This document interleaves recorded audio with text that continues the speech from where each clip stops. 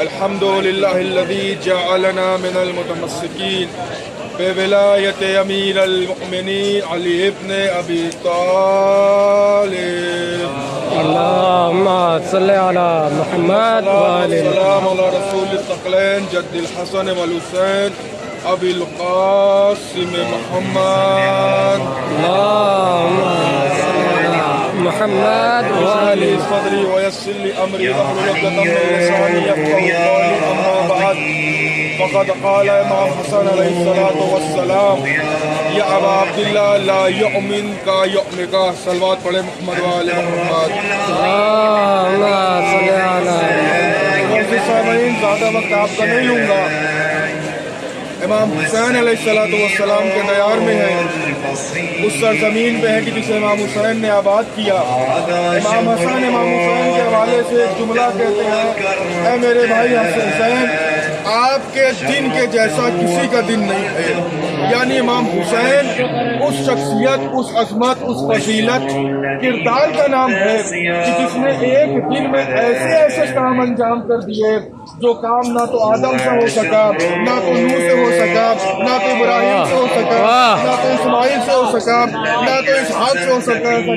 اگر امام حسین کو سمجھنا ہے کہ امام حسین کی فضیلت کیا ہے، منزلت کیا ہے، تو ایک واقعہ سے امام حسین کو میں سمجھاتا ہوں. جانے محترم توجہ کا طالب ہوں، زیادہ وقت نہیں لینا ہے.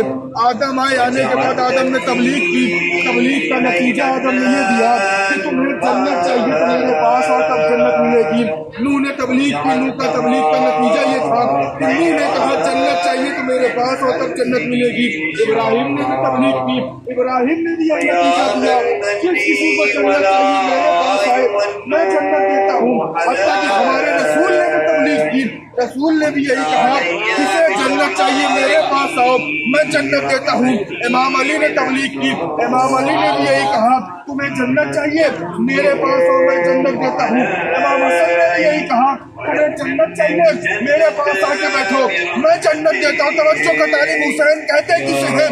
آدم سے لے کے امام حسن علیہ السلام تک سب نے تبلیغ کی اور تبلیغ کرتے کرتے یہی کہتے رہے جنت چاہیے میرے پاس آؤ میں جنت دیتا ہوں، میرے پاس آؤ میں جنت دیتا ہوں.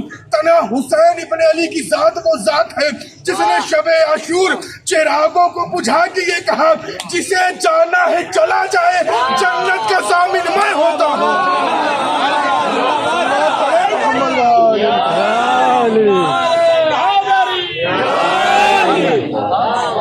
سب نے کہا آؤ میں دیتا ہوں. حسین نے چراغ کو بجھا دیا جانا ہے جاؤ جنت میں دیتا ہوں. اور حسین جس نے زمین پر پہلا قدم رکھا تو آسمان کے گناہوں میں مبتلا ایک فرشتے کو بخشا. امام حسین تاریخ کہتے فطرت نام کا فرشتہ ہے. بس ایک اعتراض ہم پہ ہوتا اس کا جواب دیتا ہوں اور آپ کی عبادت کو تمام کرتا ہوں.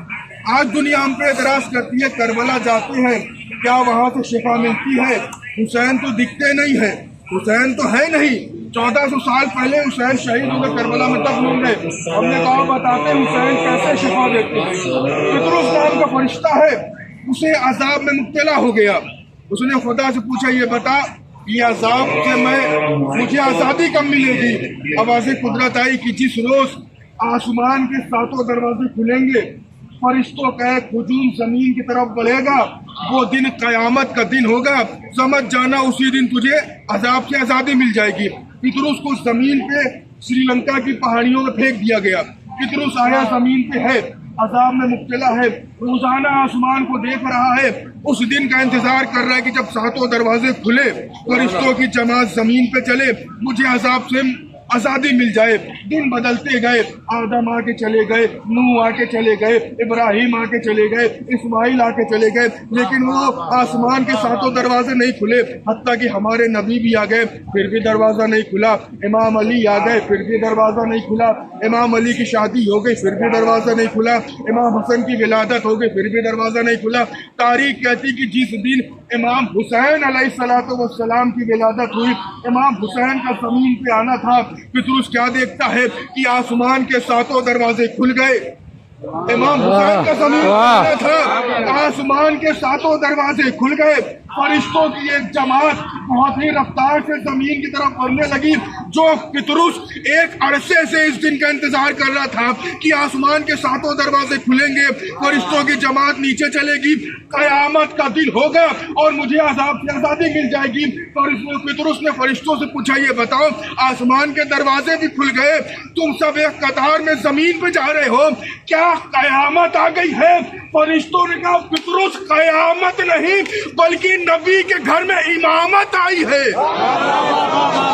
پطرس قیامت نہیں، نبی کے گھر میں امامت آئی ہے۔ پطرس نے کہا، مجھے بھی اپنے ساتھ لے چلو۔ فرشتوں نے اپنے ساتھ لے کے آئے، ایک ایک کر کے فرشتے نبی کو مبارکباد دے رہے ہیں، یا نبی اللہ حسین کی مبارکباد، حسین کی ولادت کی مبارکباد۔ تاریخ کہتی، فرشتوں نے کہا، پطرس دیکھ، سخی ابن سخی آیا ہے، کریم ابن کریم آیا ہے، جا کے گناہوں کی تلافی کر لے، کیا پتا تجھے اس عذاب سے مبتلا ہو جائے۔ تاریخ کہتی، پطرس آیا، رسول اللہ کے عرصے کا، یا رسول اللہ عذاب میں مبتلا ہوں، مجھے میرے بالوں پر لوٹا دیجئے۔ تاریخ کہتی ہے ماں رسول اللہ نے یا تو پطرس کے جسم کو امام حسین کے جسم سے مس کیا، دوسری تاریخ یہ کہتی ہے کہ چند لمحوں کے لیے امام حسین اپنے جھولے میں تھے، رسول اللہ نے جھولے سے اٹھایا، پطرس کو اس جھولے سے مس کیا۔ توجہ کا طالب، بس یہ آخری فیصلہ، جیسے ہی پطرس کو جھولے سے مس کیا، پطرس کے بالوں پر واپس آ گئے جو اللہ نے چھیلے تھے۔ کس سے مس کیا؟ رسول نے جھولے سے مس کیا۔ کون سے جھولے سے مس کیا؟ جس جھولے میں حسین چند لمحے کے لیے تھے۔ آج دنیا ہم پہ اعتراض کرتی ہے، کربلا جاتے ہو تو وہاں سے کیسے شفا ملتی ہے؟ تو ان کو جواب دینا چاہتا ہوں، جس جھولے میں حسین چند لمحے کے لیے آئے، اس جھولے کی اتنی فضیلت ہو گئی کہ اس نے پطرس کے بالوں پر بخش دیے۔ تو ذرا سوچو، جس زمین پہ حسین 1400 سال سے موجود ہو، جہاں حسین 1400 سال سے آرام کر رہے ہو، وہاں شفا کیوں نہیں مل سکتی ہے؟ کیوں نہ ملے شفا؟ تو حسین نے آخری وقت سے کچھ لمحات پہلے اسے بخش دیا، جس کی وجہ سے حسین کربلا میں آئے تھے۔ تو جو حسین کے چاہنے والے ہیں انہیں کیوں نہ بخشے گا حسین؟ حسین محترم بھی کی آپ کی عبادتوں کو سب انصار و اصحاب شہید ہو گئے، اسی کربلا کے میدان میں حسین تنہا تنہا سوال کرتے، بتاؤ علی اکبر نے کیا شروع کیا تھا؟ علی اصغر کی کیا خطا تھی؟ تاریخ کہتی ہے امام حسین ابھی رہوار پہ سوار تھے ہی، ایک فرشتہ ہے جس کا نام ہے جعفر، جس کی تاج پوشی کا دن ہے، آیا آ کے امام حسین کو کی حالت دیکھتا ہے کہ پورے جسم سے خون نکل رہا ہے امام حسین کے، کربلا کی گرد امام حسین کے چہرے پہ ہے۔ جعفر کہتا، مولا آپ تو مدینے میں تھے، یہاں کیسے آئے؟ امام حسین نے کہا، جعفر انہوں نے خط لکھ کے بلایا تھا۔ پھر جعفر کہتا، مولا علی اکبر نظر نہیں آ رہے، مولا قاسم نظر نہیں آ رہے، مولا انو محمد نظر نہیں آ رہے۔ امام حسین جعفر کو اپنے پاس بلاتے ہیں اور مقتل کی طرف اشارہ کر کے کہتے، جعفر وہ دیکھ علی اکبر سینے پہ برچھی کھا کے سو رہا ہے، وہ دیکھ قاسم کا لاشا پامال پڑا ہے۔ ابھی گفتگو چل ہی رہی تھی، جعفر نے قیامت خیز جملہ کہا، مولا کیا مدینے سے عباس کو نہیں لائے تھے؟ یہ سننا تھا۔ حسین تڑپ کہا، جعفر وہ دیکھ عباس کو بھی لایا تھا، دریا کنارے بازو کٹا کے میرا بھائی سو رہا ہے۔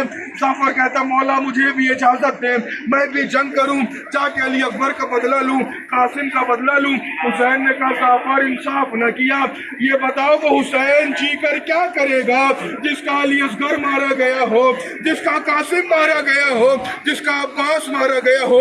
جعفر کہتا، بھی گفتگو چل ہی رہی تھی کہ مولا کے چہرے کا رنگ بدلا۔ مولا نے کہا، جعفر جا کربلا سے دور چلا جا۔ جعفر کہتا ہے کہ میں چند قدم بڑھا، پیچھے پلٹتا ہوں تو کیا دیکھتا ہوں؟ حسین کہتے ہیں، آدم تم بھی جاؤ، نوح تم بھی جاؤ، ابراہیم تم بھی جاؤ، اسحاق تم بھی جاؤ۔ جعفر کہتا، میں دوڑا دوڑا مولا کے پاس ہے، کہا، مولا یہ وقت تو سب کو مدد کے لیے پکارنے کا ہے، آپ سب کو بھیجتے کیوں ہیں؟ حسین نے کہا، جعفر گیا نہیں، ارے جلدی چلا جا، کربلا کے میدان میں میری دخیاری ماں اپنے بالوں کو کھول کے میرا مقتل صاف کر رہی ہے، چند لمحوں میں ماں کی آغوش میں میرے سر و تن میں جدائی ہوگی۔ انا للہ و انا الیہ راجعون. آپ